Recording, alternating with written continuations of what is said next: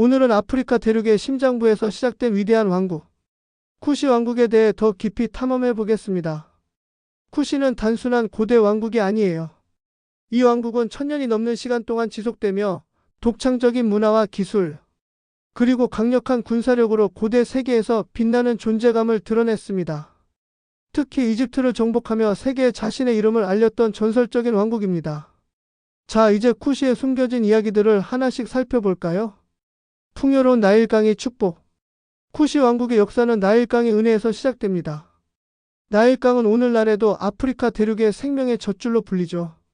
쿠시의 전신이 된 누비아 지역은 이 나일강의 중류와 상류 지역에 자리 잡고 있었습니다. 여기서 흥미로운 점은 무엇이냐고요? 바로 누비아가 고대 이집트보다도 더 오래된 역사를 가졌다는 사실입니다.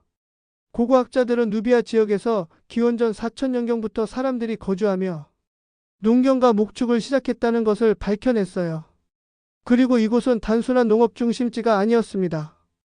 누비아는 철과 금, 상아, 흑당 같은 자원이 풍부한 천연 보물창고로 고대부터 이집트를 비롯한 여러 왕국들과의 교역 중심지로 자리 잡았죠. 자, 여기서 잠깐, 누비아산 금이 얼마나 중요했는지 아시나요? 이집트의 파라오들이 누비아의 금을 얼마나 탐냈는지, 심지어 누비아 지역을 타세티, 즉 활의 땅이라 부르며 두려워하기까지 했습니다. 활과 화살로 무장한 누비아 전사들은 그 용맹함으로 악명 높았거든요. 이집트의 라이벌에서 정복자로. 쿠시 왕국의 흥미로운 이야기는 나파타 시대에서 본격적으로 시작됩니다. 이집트와의 관계가 점점 심화되면서 쿠시는 단순히 교역의 파트너에서 이집트를 압도하는 강력한 세력으로 성장하게 됩니다. 쿠시 왕국의 나파타 시대를 이야기할 때 절대 빼놓을 수 없는 인물이 있습니다. 바로 피안키 왕입니다. 이분은 기원전 8세기경에 이집트 북쪽으로 원정을 떠났는데요. 당시 이집트는 여러 작은 왕조로 분열되어 혼란에 빠져 있었습니다. 이를 기회로 삼은 피안키는 나일강을 따라 북진하며 주요 도시들을 차례로 정복했어요. 피안키의 정복 활동은 그의 기념 비문, 피안키 스텔라에 상세히 기록되어 있습니다. 이 비문을 읽어보면 피안키의 자신감이 대단합니다. 그는 자신을 두 땅의 왕이라고 칭하며 이집트와 누비아를 하나로 묶고자 했습니다. 그의 정복 과정은 단순히 무력에만 의존한 것이 아니었어요. 피안키는 이집트의 종교와 문화에 대한 깊은 존중을 보여줌으로써 이집트인들의 마음을 사로잡았습니다. 그래서 그의 후계자들은 이집트의 25왕조를 세우며 약 100년간 이집트를 지배할 수 있었습니다. 이 시기를 흔히 쿠시 왕조라고 부르기도 합니다. 타르아카 왕의 전설. 이집트를 지배했던 쿠시 왕조 중에서도 특히 눈에 띄는 인물이 있습니다. 바로 타르아카 왕입니다. 타르아카는 기원전 690년경 이집트를 통치하며 역사에 길이 남을 업적을 남긴 인물이에요. 그는 쿠시 왕국의 군사적, 경제적, 문화적 전성기를 이끈 위대한 지도자였습니다. 타르아카의 업적 중 하나는 바로 카르나크 신전의 확장입니다. 그는 이집트에서 가장 신성시대는 아몬 신을 위한 대규모 건축 사업을 벌이며 신에 대한 신앙을 고취했습니다. 또한 그는 나일강의 제방을 보수하고 농업 생산량을 늘리기 위한 관계 시스템을 확립했습니다. 하지만 타르아카의 통치는 순탄치만은 않았습니다. 당시 이집트를 위협하던 또 다른 강대국이 있었으니 바로 아시리아 제국입니다.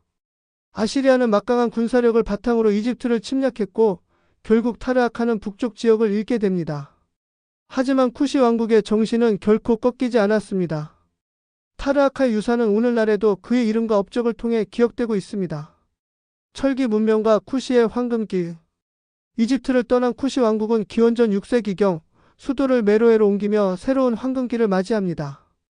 메로에는 쿠시 문명의 중심지로 철기 생산의 메카로 성장했습니다. 자, 이제 여기서 쿠시 왕국이 얼마나 대단했는지 한번 짚어볼까요? 메로에는 철광석이 풍부한 지역이었습니다.